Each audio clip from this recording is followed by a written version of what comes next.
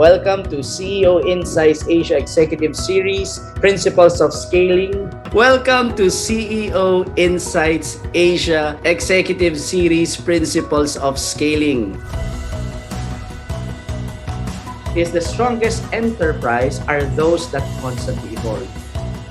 It's no longer the game of how big you are, but now the game is how big your ecosystem is. Now, but I think this really speaks volume why we're attracted to hang out with one another. Like for example, in CEO Insights Asia, I really like spending time there because I'm surrounded with like-minded people. So,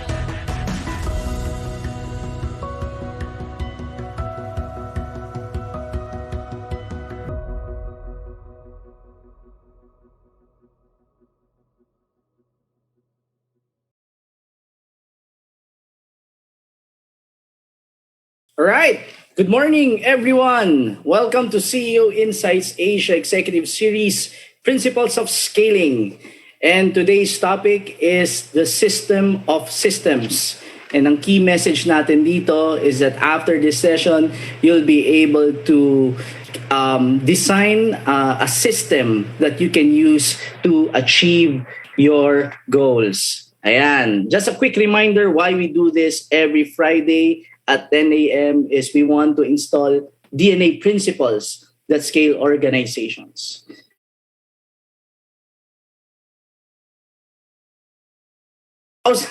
Participants natin and yung mga nanonood sa FB, what we want to accomplish is that we want you to gain or to get one insight, at least one insight, that you can immediately apply and execute in your organizations, in your day-to-day operations. And that's the reason why we do this every Friday. So the focus of this month is all about being methodical. We manifest an insatiable drive to be better. We'll talk about obsessing in performance, we'll talk about immersing in details, and we'll talk about living in ideas in the coming weeks. So a quick overview, ano bang mga topics natin dyan, yung mga title natin. Today, we'll talk about the system of systems. Next week, we'll talk about the checklist CEO.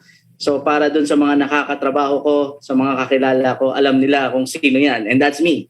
And I'll be sharing the system that I use to be able to produce results that are really consistent with the result that we desire. And on week 3, meron tayong konting bakasyon dyan. I will be celebrating my 11th year na being together with my wife. Sorry, di ba? Ako recorded pa naman. Nanonood ata si Titoy sa kabila. Okay, so I'll be celebrating 11 years of being with my wife. So with that, I will be taking a break.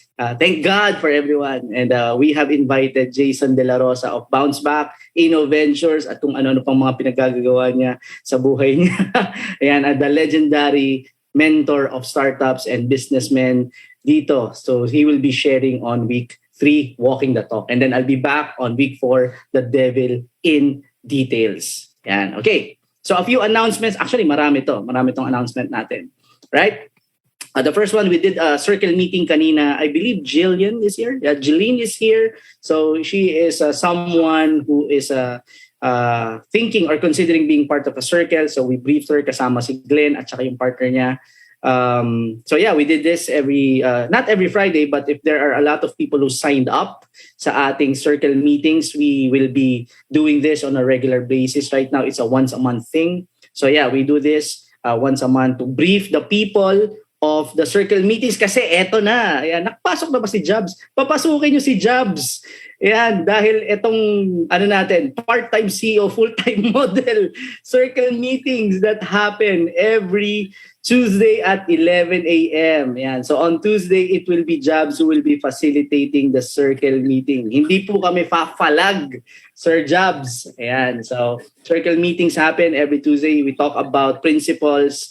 Instruction of principles every Friday. Every Tuesday, it's all about, it's all about intensive discussion of the principles. Okay, so ito yung picture or images that what we do every Tuesday. Yeah. So last Tuesday, medyo marami tayo. I think we were 11 dun sa circle namin.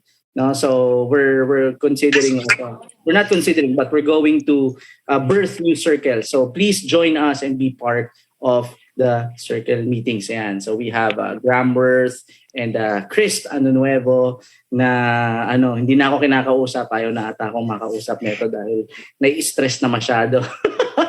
Ayan, they are the circle meeting, circle multipliers. Then we have si Coach RD and si Coach FM for the other businessmen who joins who's facilitating the circle. So ayan, okay. Right, so tonight na ito, another announcement that we have, March 4, tonight at 7 p.m. we will have Zark Varona as our faculty for Builders Night. Now, we've transitioned into something. If you want to be part of this, is exclusively for members. But if you want to be part of it, just send the page a message and then we'll have that conversation on how you can be part of this event. Yan. At isa pa, ang ganda ng March natin. Ay, hindi ko nasama. Ayan, sige. A-announce ko na lang. Nag-approve na po si Steve Benitez of Bose Coffee. Ayan, Bose Coffee founder and owner Steve Benitez will be doing a sort of an event for us next week, Friday at 5 p.m. So just like the page, follow the page for more instruction and information on what to do next. That's open for all. Yun ang request niya. It will be for everyone. So yeah, I guess that's it. Agendas na tayo. Huwag na nating pahabain ito. May I ask everyone to kindly mute muna? Meron pang hindi naka-mute. So para for the sake of the people na hindi ma-distract. Ayan. Kindly mute, Keril. Kindly mute na lang yung mga participants natin na hindi pa naka-mute. At papasukin yung si Ses. Ayan. Nasa waiting room si Ses. Okay. Agendas, conversation starter muna tayo. We'll do a case study. I'm very excited for this topic. Okay? Then we'll define systems kasi the reason why I'm very excited for this topic is because it's all about systems. Ayan. I'm a systems guy. And then why it matters. And then we'll get practical. Keril, another reminder, please kindly mute muna for unless you're going to share your insight, which is what we'll do in the next section, a conversation starter. Ayan, so si Lewinsky, si WeTrade Lewinsky Candido. Are you there, ma'am? Sir? Ma'am, okay. So, yeah, sige. Rinig. Sige, kindly answer the question lang. What comes to your mind when you hear the word system? It has a set of rules and procedures. Ayos, hindi talaga kompleto ang meeting nang walang sumisigaw sa background. Okay lang yan, normal yan. Sige, wala pa ba yung mga tataho natin dyan? Di ba? Alas 10 na. Sige, I'll pick the next one, ma'am. It's a set of procedures. Pick the next one who will answer this question. Wait lang po. Kahit sino po ba? Kahit sino. Oo. Mas maganda kung hindi taga WeTrade. WeTrade team is here. Shout out sa inyo. Okay, na lang po. Jillian? Pwede ba yun? Jeline. Sakto. Jeline, ma'am. Yours. Yes po. This question, same question. System. There is order. There are guidelines, standards. Yun. And organized. Organized. Gusto natin yan. Sige. I'm just having some difficulty with my chat. Ayan. Ayan, ayaw niyang mag-hide. Ayan.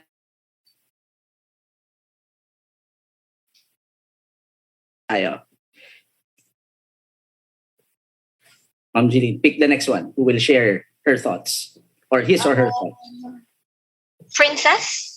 Princess, yun. Ses, ikaw na naman. Good morning, sir. Good morning, guys. Well, para sa akin, what system is some things or set of guidelines and procedures para towards a goal or an action. No? Parang it's something like compilation kung ano yung gagawin mo para ma-achieve mo yung certain work. Yan. Sige. Okay. Proceed na tayo. Sige. So this session is inspired actually by 3 books. The E-Myth Revisited, 4DX, and scaling up. Now, itong E-Myth, I read this few years ago and I was rereading it again. Na-stress ako itong E-Myth na to. Ganda siya. It's heavily influenced. This talk is heavily influenced by E-Myth, Revisited, and then scaling up. Ayan. So, I will do a quick case study. Ayan. Case study lang tayo. One moment lang ha. I'm having some difficulty with my chat eh. How do you hide the chat using hotkeys? If there is someone who can share the hotkeys of chat, please share it with me para ma-hide yung chat ko. Ayun. Ayan. Na-hide ko na siya. Ayan. Okay, case study tayo. Let me share a story. Ayan. 1940s. May dalawang magkapatid. Ang pangalan si Dick at si Mac. They're from New England and they moved to California to try their luck and launch a movie theater.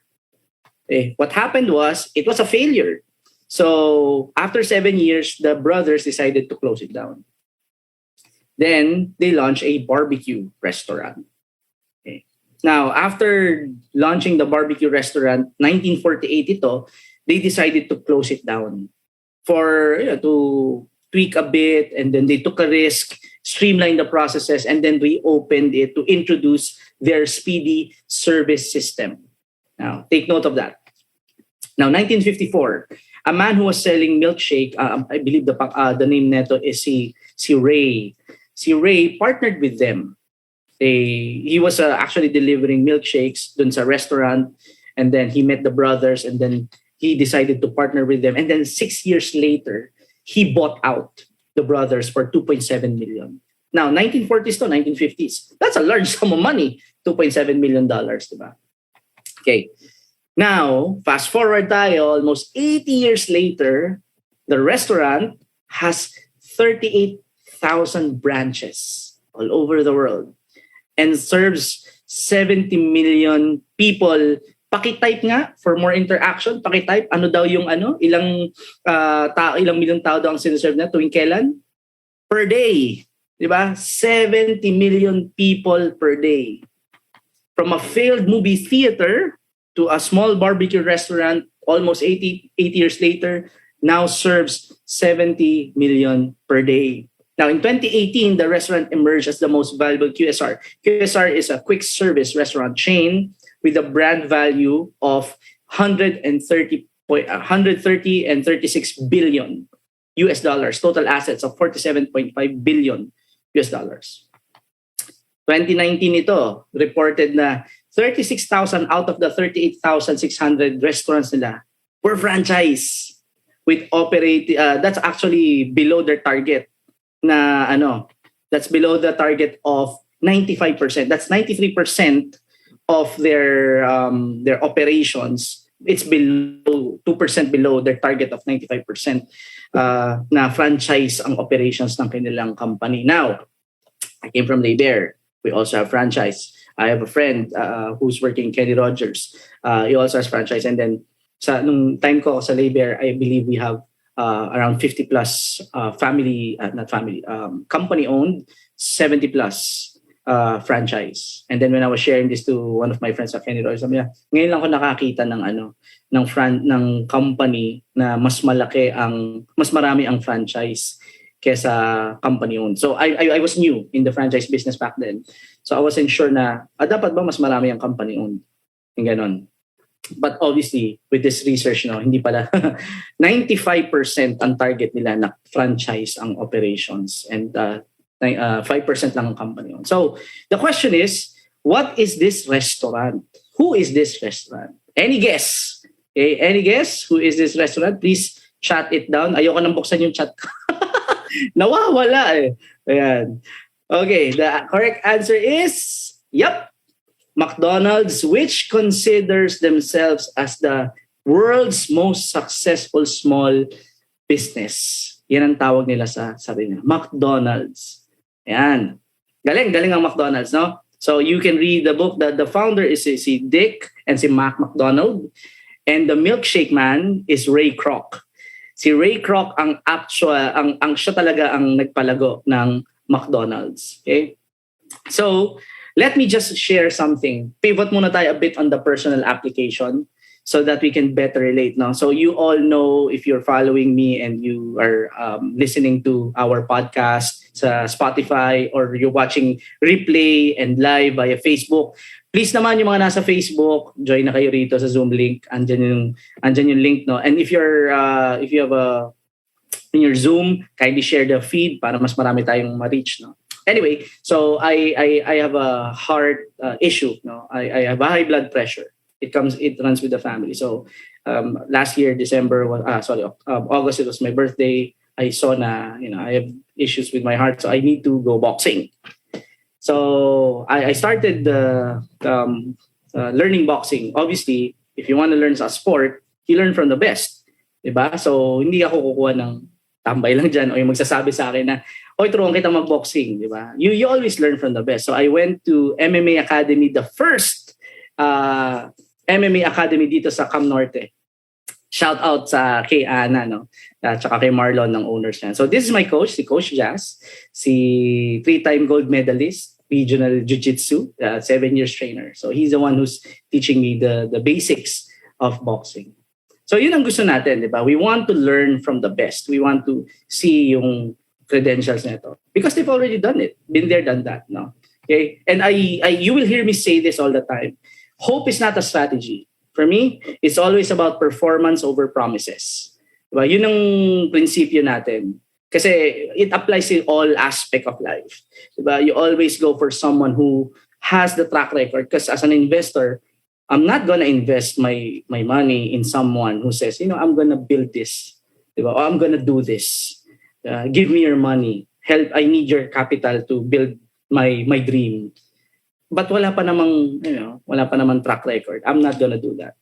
So we want to learn from the best, and we want to always look to know who the best person or the best who the best is. We look at the track record. Okay. Past performance always trumps promises of accomplishment. Now, with that, going back to the principle, we want to learn from the best. If we're going to scale our companies, let's learn from the best. And when we say best, someone who's been there, who's done that, not just one time, not just 2 times, but 38,000 times. Diba? Let's learn from McDonald's. What did they do? Okay? What is the secret? Actually, the secret is something that is considered not so secret. The not so secret of scaling is the franchise model. And at the heart of the franchise model is the speedy service system. The reason why McDonald's or any franchise for that matter were able to scale their enterprise into thousands is because they have a system. Diba? And si Ray, nung nakita niya si McDonald's, yung restaurant, hindi niya nakita yung burger, hindi niya nakita yung fries, nakita niya yung sistema. Nakita niya na, merong there's something that's replicable here, there's something that's scalable here, and let's take advantage of that.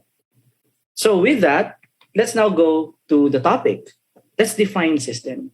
When we talk about system, sabi ni Jillian kanina, it's order, there's organized, there's a procedure, sabi ni Lewinsky, I simplify things. I'm a very lazy person. I want things simple. So I simplify system as something that is defined as a specific way of doing things that produce the results you require. Now, all of us have a system. Lahat tayo may sistema. The problem nga lang is, nandito lang. When after you eat, you have you brush your teeth. Sistema na natin ng katawan natin yun. No? Now, iba-iba yun. It depends on the person. Ako, when I wake up, I always grab my phone to do my Bible reading, and then the daily bread, partner with coffee. And then that's when the time after I check the emails. Joke lang yun. I check Facebook. Ayan. Okay. Tapos chinecheck ko yung what do you call this? Telegram ko. Tapos chinecheck ko kung updated na ba yung revenue performance ng M-Star net. Dito ba? Dito ba? Ayun na, dito 6 weeks. So, araw-araw ko lamang ginagawa. So, point is, we have a system. May sistema tayo of operations. And that system is our specific way of doing things that produce that result that we want. Okay? So, why is it important? Why is it important that we have a system? It's important for 3 things. Diba? And again, I'm very lazy. I want to keep things simple. So all the reasons that I will be sharing starts with letter T para madaling matandaan. Diba? The first one is you can think of improvements. Once we have the system in place and we have it penned down, nakasulat na siya, it's for everyone to see. Now we can begin to think of how we can improve the things that we do. Yes? Please type yes if you can relate with me. But it's applicable whether that's why it's called principle. It's applicable in personal life, in professional life, in whatever area of life it is. It's a principle. It's applicable 10 years ago, 100 years ago. It will be applicable 1,000 years ago. It's called the principle. Okay. So if once it's penned down, we can think of improvements. Okay. That's the beauty of a system. Ito yung sinabi ni Michael Gerber of E-Myth Revisited, no? For ordinary people to do extraordinary things, a system, a way of doing things is absolutely essentials. This is the secret of accomplishing extraordinary things, is having a simple system. Right? So the first one is think of improvements. The second is you can transfer the task. Now that we have a system in place, it's documented. Doesn't have to be super detailed. It doesn't have to be just the key activities, the critical activities that you need to do. Now we can transfer it. And this is, like I mentioned, this is what makes an ordinary person perform extraordinarily. It's because that system that we have becomes the tool that your people can use to increase their productivity, to get the job done in the way it needs to get done. Power? Please type power. Pag-relate tayo. Ayan. Ang bibilis mo. Okay. Ayan. So, having a system, a documented system, again, doesn't have to be formal. Well, you should be if you're in an organization. But first, you do a scratch. Diba? So, this is my daughter's writing. Sulat, kuha ka lang scratch. Sulat mo lang dyan kung ano yung mga activities na kailangan mo to accomplish your goal. And then after that, once it's test it, when it's working, then you can improve it, right? Lastly, you can take time off. That's the beauty of a system. I'm not sure kung nandito si Bianca. All right. I remember our conversation. We have a sister. She was the former managing partner of CEOInsight Asia, and she was running the day-to-day operations. And every Monday I take we have a date kaming mag-asawa, no? So wala akong meetings every Monday. And then she was messaging me, and then we were reading one another. And sabi niya, ang hirap kasi, Lunes sa Lunes, date ng date. Sabi niya ganon. And then sabi ko sa kanya, kaya nga kita dinevelop at binigay ko sa yung sistema para makapag-date ako. Diba? Kasi hindi siya makarelate noon kasi wala pa siyang jowa noon. Ngayon may jowa na eh. Yan. So ngayon, but the point is, once you have a system, once it's documented, you can transfer the task. Now you have plenty of time to do other important stuff. Yes? That's why for a CEO, for a leader, system, documented or simple process is important. So para marami tayong oras, madidate natin si Mrs. or si partner. Yan. Okay, so recap tayo. You can think of improvements, you can transfer the task, and you can take some time off. Dami nagchat-chat, 32 na. Okay, right. So, ito yung isang quote na nakuha natin kay Scaling Up. Ganda nito eh. Sabi ko, I had to write it down. And I have to include it in my deck. Sabi niya, goals without routines are wishes. Diba? Routines without goals are aimless. The most successful business leaders have a clear vision and then install a system, a discipline, a routine to make it a reality. You have a goal, but without a system to execute that goal, it's going to be wishes. And then the next part, it rocked my world when I read that 4 words, no? Sabi niya rito, routine sets you free. So true. So it's amazing, no, how a sentence can really change the trajectory of your life. Just reading one sentence. So imagine if you're part of CEO Insight Circle. Imagine yung infusion of ideas. Plug ko lang yan. Okay. Diba? So routine sets you free. Yan. Okay. So let's get practical. Uy, aga natin. 20 minutes lang. We have plenty of time. How do we apply this? Okay, how do we apply this or install this in our day-to-day operations? We'll be using what we call the turnkey model. And the turnkey model, the reason for that is parang susi ng kotse, di ba?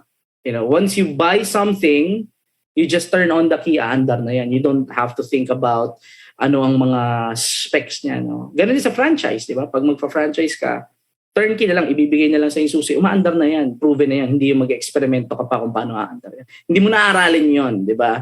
Sistema na yan. Ibibigay na lang sa yung susi, bubuksan mo. Parang bahay din, when you buy a house, and then you can use it na.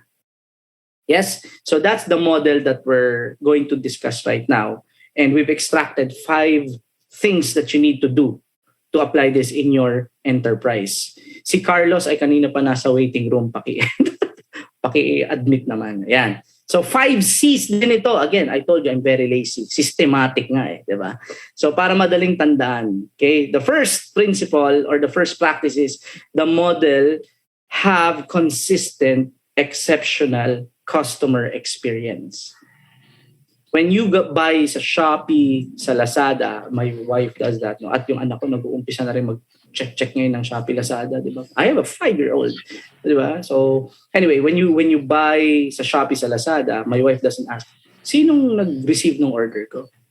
Sinong nag-wrap? Sinong tao ang nag-wrap nung parcel ko? Diba? Sinong driver ang nag-deliver? No one cares. Diba?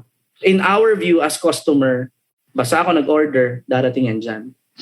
So that's the kind of system of operations an enterprise must have. Kung sino man yung nandun, wala nang care yung customer doon. Diba? Wala na yon. Basta sa atin, consistent yon. And that you look at McDonald's, diba? You go to one location after another. You don't look for the specific person. Kasi kahit sinong nandun sa cashier, aandar yon. You've watched my life story. I think it's getting 1%, but the 1% rule. And I shared about my story. We were very fortunate. We've been blessed actually to travel to different countries.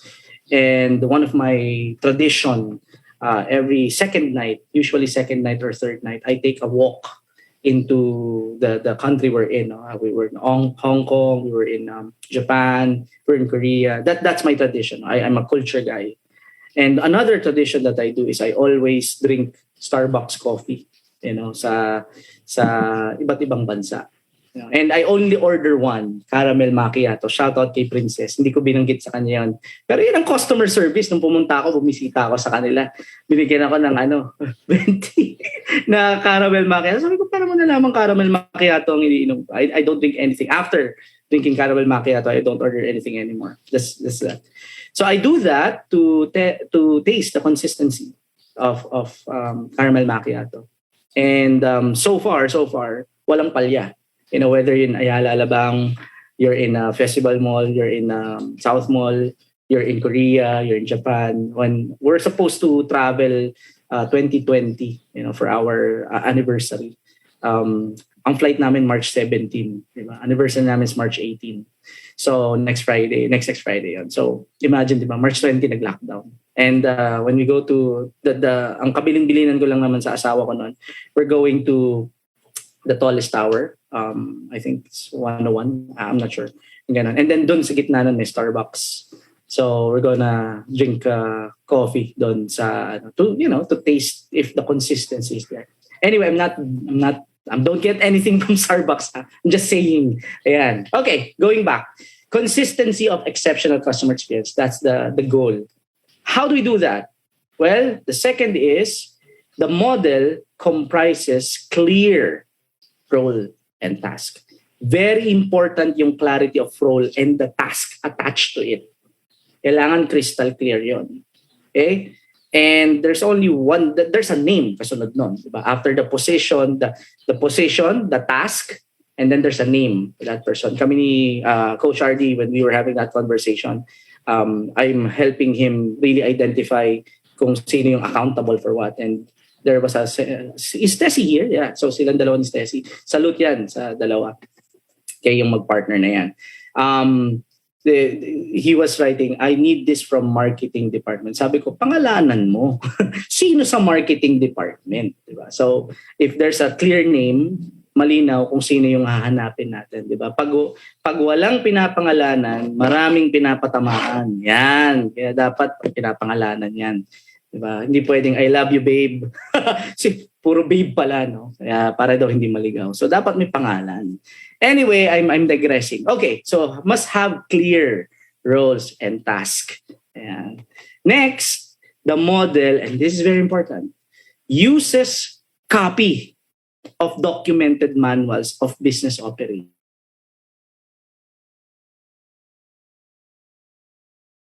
We have the system here. Hindi naman lahat, di ba, manghuhula at mind reader. Diba? So we need to be able to make it explicit by using a documentation. So a system must have copy. Okay? And once there's a copy of it, madali na siyang i-spread. Madali na siyang ipasa. So it's very important that there's a copy of documented manual. Again, doesn't have to be very detailed. Just the critical activities that role needs to execute. Next, after having that copy, the model engages certification process through intensive training. Hindi ka makakabili or makakapag-franchise ng Kenny Rogers, ng McDonald's, Jollibee unless you pass the training of being a franchisee. Sa amin back then sa Labor, no, we were able to hindi ka i-deploy sa branch. Mga wax professionals, you won't be deployed sa branch unless you go through intensive training. That's about a month of intensive training. At kayo, ikaw din, iwa-wax ka. So you'll know the experience. And we don't deploy someone na hindi pumapasa. Bakit? Kasi delikado. Kasi pagka yan naka-damage ng kilay, mas magastos. Diba? So people say, babalik tayo kay BK, diba? If you think education or training is expensive, try ignorance. Diba? Choose your expensive na lang. Because we're going to either pay the price, the large amount of money, investing in our development, getting an executive advisor, lalo na ako, diba? Nax, sorry. Pag-pray niyo ako, masyado akong ma-plug. Anyway, getting a consultant doesn't have to be me. Get someone who will help you perform well. Train yourself, attending seminars, attending leadership conferences, talking to people. You'll spend your time investing or you can spend your time just doing things, bara-bara. And then use that exact time, same amount of time, fixing problems. Diba? And the more costly situation yung mangyayari pag ganon. So the idea is, diba, choose your expensive na lang. You either pay for the expensive amount, the expensive price of developing and investing, or pay the expensive amount of fixing and replacing because of the problems that were caused because of lack of training. Either way, we're gonna pay. So choose your expensive.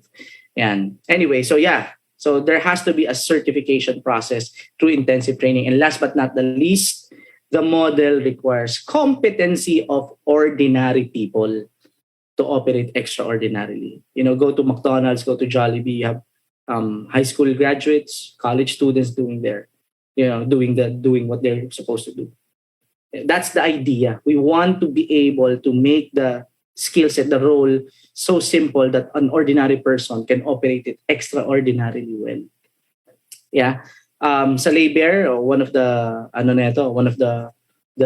something I'm proud of sa Labor is the first wax professional was a house helper, and then she was trained intensively, and now she's one of the best. I believe she's still with us. Not sure if Paulo's here, but or Silay is here. So yan yung mga natin. Si Seller Sub, plug ko rin, no? They started the business with 10,000 as capital, and ang mga employees nila or teammates rather are out of school youth, dating 7-Eleven crew. Now they're they're killing it and killing it some more. Diba? So the idea is really the skill set that the job requires can be done by ordinary people. You don't need Superman. If the what your task is requires extraordinary people, it won't be scalable. And the best businesses don't do that. Okay. So with that, here's the key insight. The 5 C's of turnkey model answer the ultimate question of scaling. How can I create a business whose results are system dependent rather than people dependent? Okay. That's the idea of scaling. Okay. Because people are not duplicable. Systems are. That's why when it comes to scaling, system is king. That's the symbiotic relationship of the two. People drive the system. The system drives the business. Okay? So that's the idea. The idea is the business is dependent on the system for it to operate. Not someone. You don't want, isa lang si Lebron. Isa lang si Steve Jobs. What we want, the challenge is not to build a great company, or the challenge is not to become a great leader and build a great company. The challenge is to build a great company that can be run by ordinary leaders. That's the challenge right now. Okay? So, in closing, maaga tayo.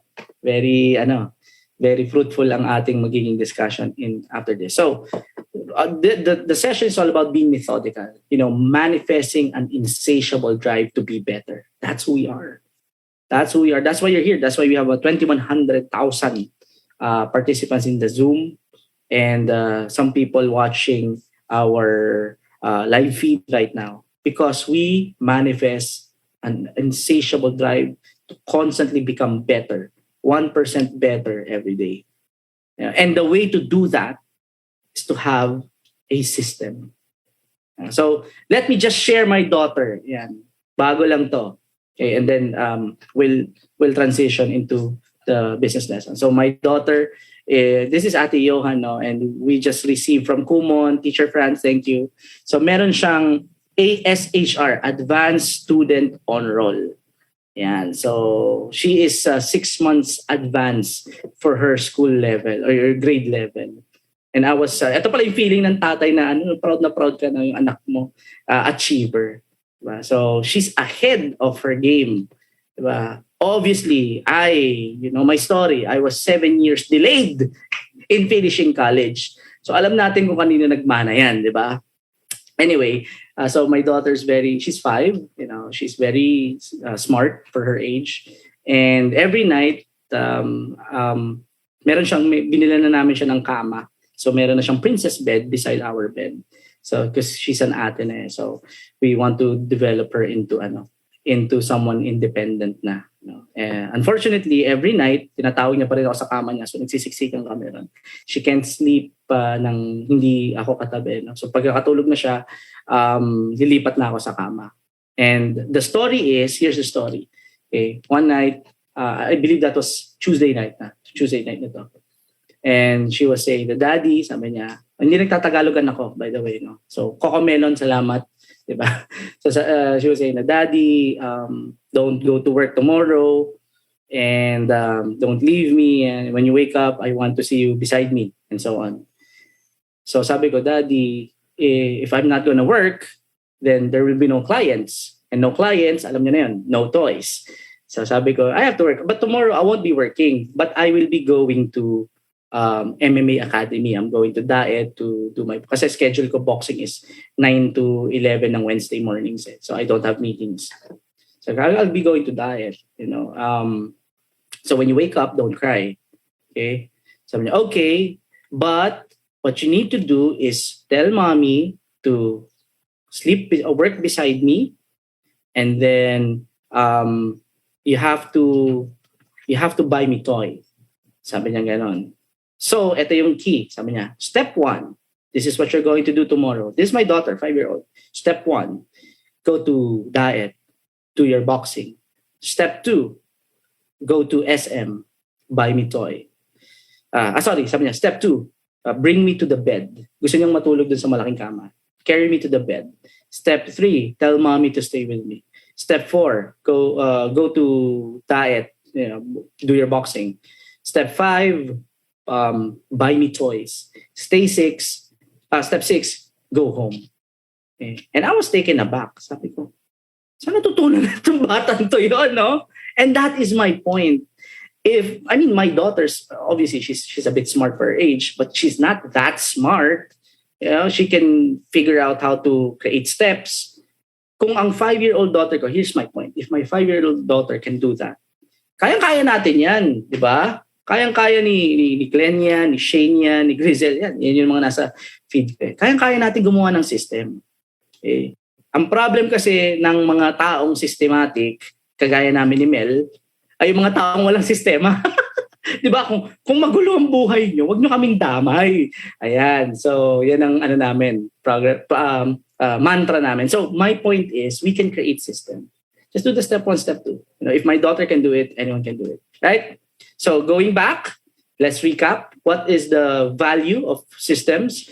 We can think of improvements. We can transfer the task. We can take time off. Now, let me add another one. And it's already been answered. Kitang-kita yung alignment. Another beauty of having a system is it actually transforms chaos into order. It transforms a startup into something that is ready to scale. Order is the key here. Why is order important? Because an enterprise that is orderly says to your customer, your people know what they're doing. Kasi maayos eh. An enterprise that is orderly says to your people that you, us, we know what we're doing. Diba? Yung mga employees natin, pag organize ang kampanya, sinasabi natin, ang message na kino-communicate natin sa mga employees natin, we know what we're doing. No? Same thing with the investors. An enterprise that is orderly says to investors that you know what you're doing. In summary, here's the key. In summary, an enterprise that is orderly says to your customer that they can trust the result that you deliver. Kasi may sistema eh. It also inspires confidence with investors to trust their resources to you.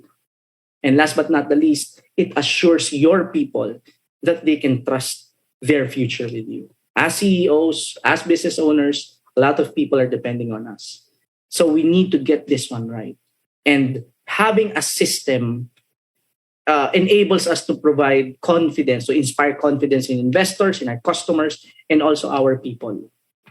So here's the message or the key quote that I want to leave with you as I close this session. System habitualizes results. If we become a systematic person, it's aligned to our goal. The process is clear. The process is efficient. The score will take care of itself. Focus on the system and the score and the money and whatever, the impact will follow. Yes? All right. So with that, we still have time. Okay, we still have 15 minutes. I think we can go for 3 more people who can share. Hindi ko alam kung nandito sila. Ito nga yung mga panahon na gustong-gusto nila, marami siya masasabi. So here's a question. What key insight made you think deeply? What key action are you going to do this week to install a system in your enterprise?